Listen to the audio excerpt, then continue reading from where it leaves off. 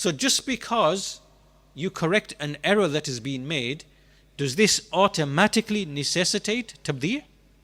Of course not, right? Because everyone and anyone can make a mistake, but a person of the sunnah will take back that mistake, right? Because they desire only the sunnah, and because they slipped or they erred or they misunderstood or it was the slip of the tongue or whatever it might be, and then they come back.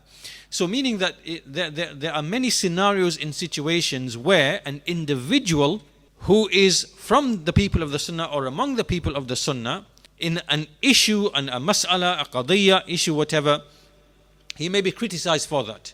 It could be a knowledge-based issue he's erred in.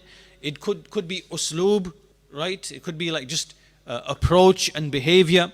It could be some idea. It could be some issue, right? And just because he is criticized and spoken about, that does not mean that he's automatically become a mubtadi', like someone who's automatically an innovator, right? And likewise, it is also the case that you could warn against an individual who is from the people of the sunnah without that necessitating tabdī either, right? Some people you might find some harshness, right? Some people you might find some lenience. In fact, even historically speaking, we know that amongst the people of hadith, the scholars of hadith, the muhaddithin, we know that amongst them were those who were a bit lenient. They were criticized for their leniency in the narrators. So they were too lenient. And others were basically too harsh.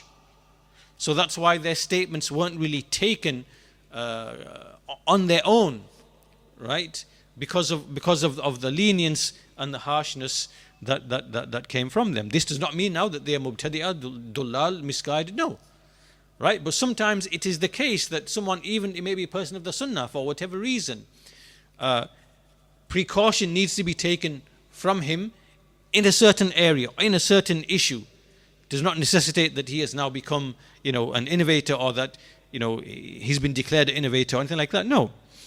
And so there are many reasons, why a person might be subject to criticism, to refutation, and not in every case is it the case that he is being declared an innovator, right?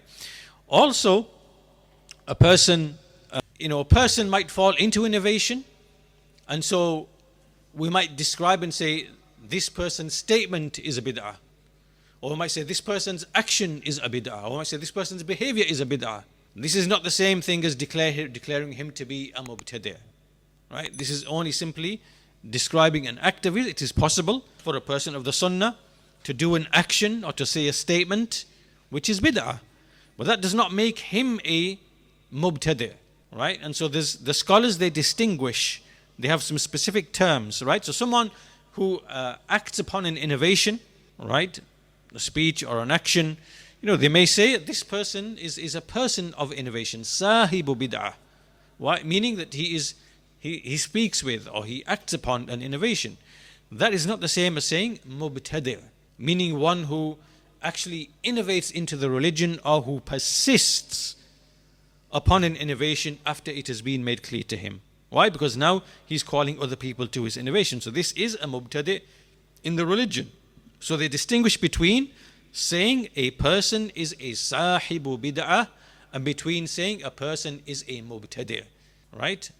A mubtadi' is the one who basically they describe him absolutely that he is an actual innovator in the religion, or when the proof has been established upon him and he refuses to let go of his innovation, then this person is a mubtadi'. So the point being that not every person who is criticized or refuted for something does it necessitate that he is being declared a mubtadi'. And in between this, the mubtadi' where you declare something mubtadi', and from here, people can have different behaviors and have different mistakes and different errors, and there's a period of time here, or there's a gap here, which is the spectrum of things here. It's not like, okay, he's been refuted, therefore he's a mubtadi'. No. This is the false understanding of the Hizbiyin.